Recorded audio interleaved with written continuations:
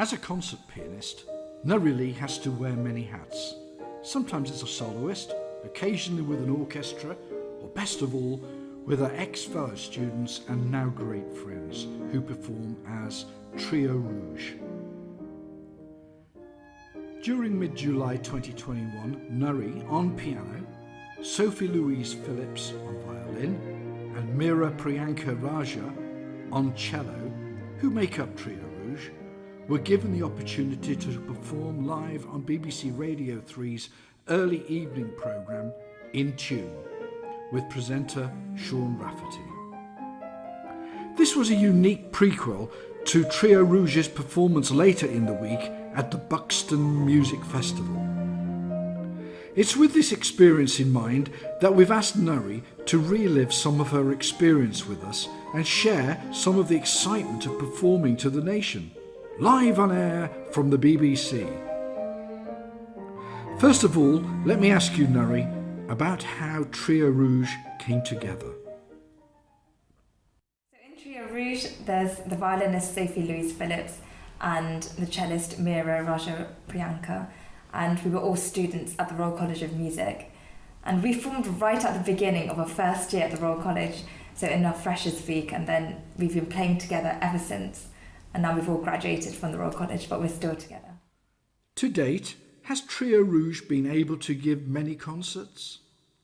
So since we formed together in our first year, we've been performing and playing in masterclasses, in concerts and a few competitions around London and around the UK for quite a while. So we've been playing together and we're used to each other's playing quite a lot. And have the three of you formed a strong friendship? Yes, yeah.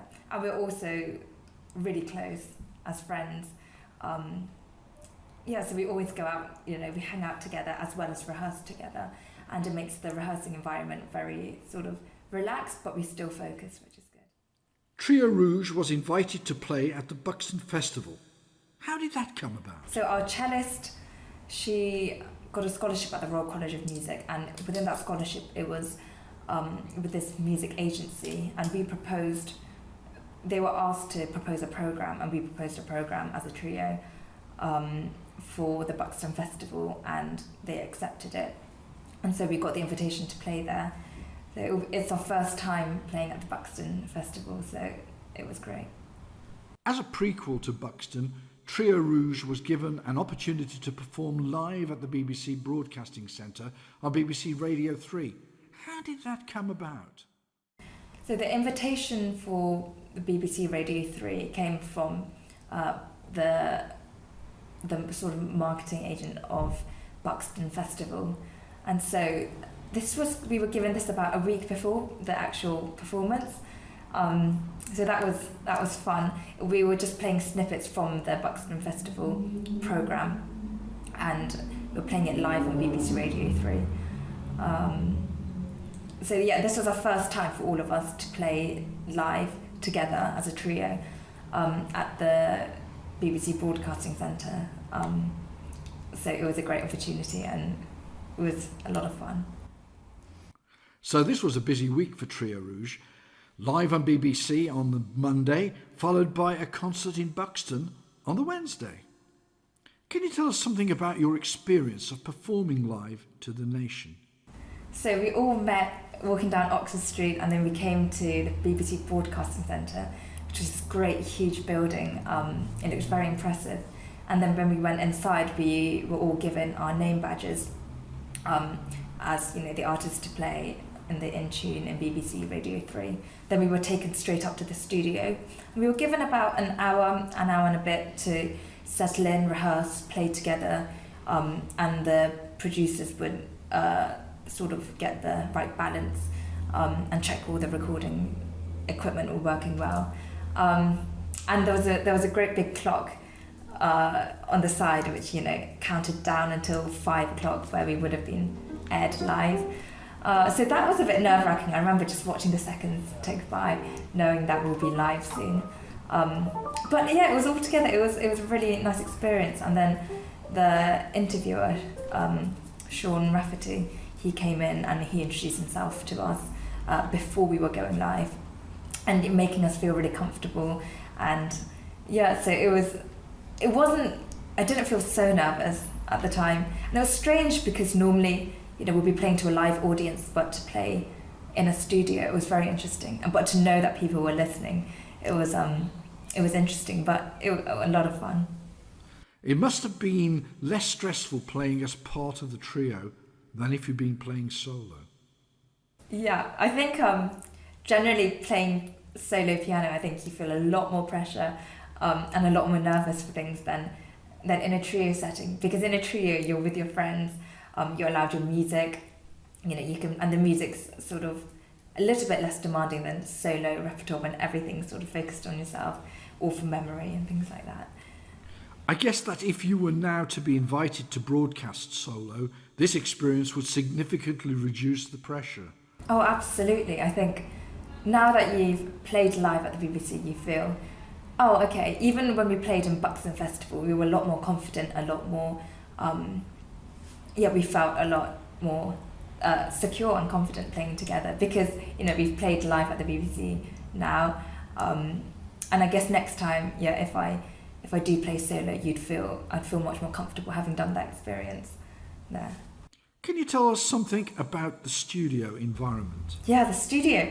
It was really interesting. It was we were all made to feel very comfortable. Actually, it was quite relaxed. There were about 2 sort of recording engineers in their part, and then the interviewer came in sort of just before 5 o'clock and sort of explained the structure of the hour that we have. How it'll be, we'll play one piece and then we'll get interviewed and then play one piece and then get interviewed and then play one piece. But before we went there, we didn't realise we were going to get interviewed, so we were sort of just, okay, just speak on the day. I'm assuming, as it was the BBC, that you will have been given a beautiful piano to play. Oh yeah, the piano was beautiful. It was a lovely Steinway. They said that Stephen Huff picked it out himself, which is very nice. Yeah, the instruments were great. And the room itself, actually, it might seem a little dry because you're playing inside a studio, but it didn't sound like that in the recording of the radio. So it was very nice. It was very nice to play together. And yeah, it was good. Let's now hear some snippets of Trio Rouge's BBC performance, together with some of the interview by Sean Rafferty. We've got our own musicians by appointment tonight. They are Trio Rouge, Nurry Lee, Meera Priyanka Raja and Sophie Louise Phillips. Thank you very much for coming.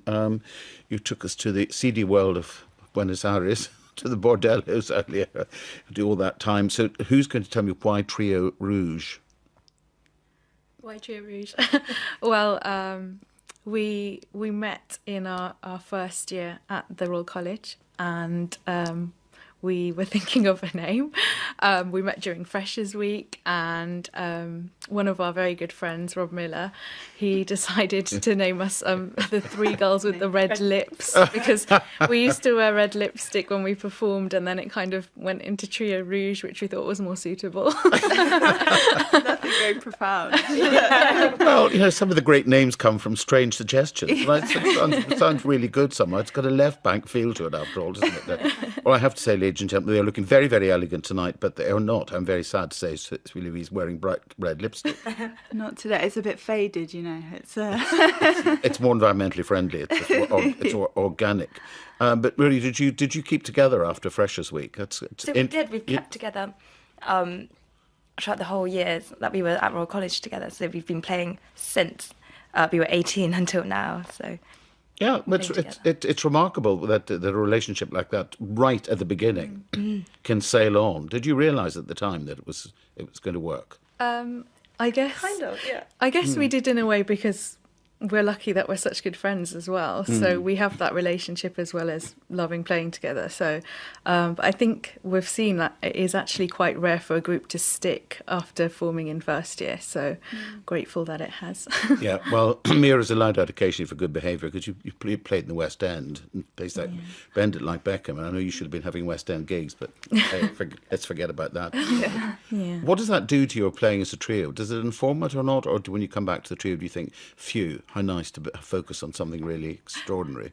Yeah, I guess when you're doing the same thing every night, it gets a bit monotonous. But I think, as I said before, that we're three really good friends. I think just any rehearsal setting just feels really lovely to play, and we all discuss ideas readily, and it's just always a pleasure to rehearse. So. Well, you all do different things. Sophie Louise, you South Bank Sinfonia? Yes. Yeah, and actually 12 Ensemble as well, who are great. Yeah, I was playing with them a few weeks ago, which was really nice, yeah. And they do expand, don't they? They're not always a rigid 12. No, I was one of the 12 plus in that particular concert. Well, to be invited in to a band is very, very good. To be there, yeah. And Nurry, I suppose, as far as piano is concerned, I mean, you were at the Royal Northern before. Was that before Royal College?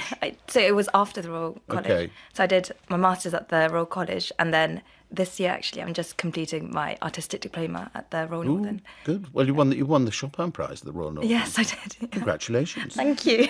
There's not much Chopin for trio, is there? Not a lot. There's one trio. We One, actually isn't did there? it. Yeah. Very difficult piano part. Yeah. Yeah, surprising. Yeah. But it's interesting. You can talk about a quartet being democratic. I wonder what you all feel about a trio. Is it more difficult? I think in a way it's sort of easier. I think we just, if two of us have we sort of respect each other's ideas, and we just sort of bounce off it. Oh, yeah. Well, you've given us the summer. We're going to move seasons. You can only do it in radio. Where else would you get this? We're going to go straight to winter. Forget about autumn. So it's a different feel from Piazzolla, isn't it? It's a totally different feel. Yeah. Mm-hmm. What did he say? It's you can hear the biting wind or something. Yeah. Yeah. His words, I think. Yeah. Yeah. I mean, do you think of Vivaldi when you're playing Piazzolla or not? A little bit. I mean, I guess, we can see influences from Vivaldi. There's a bit at the end of this winter that we're about to play that sounds very much kind of that sort of... It takes it really back in style, which is quite weird. But, maybe that's kind of that sort of influence. Yeah. Yeah, well, one composer is always influenced by another, so it has been for generations. Thank you very much. I'll let you make your way back to your trio positions. Trio Rouge, live in the studio, taking us to South America and Winter by Astor Piazzolla.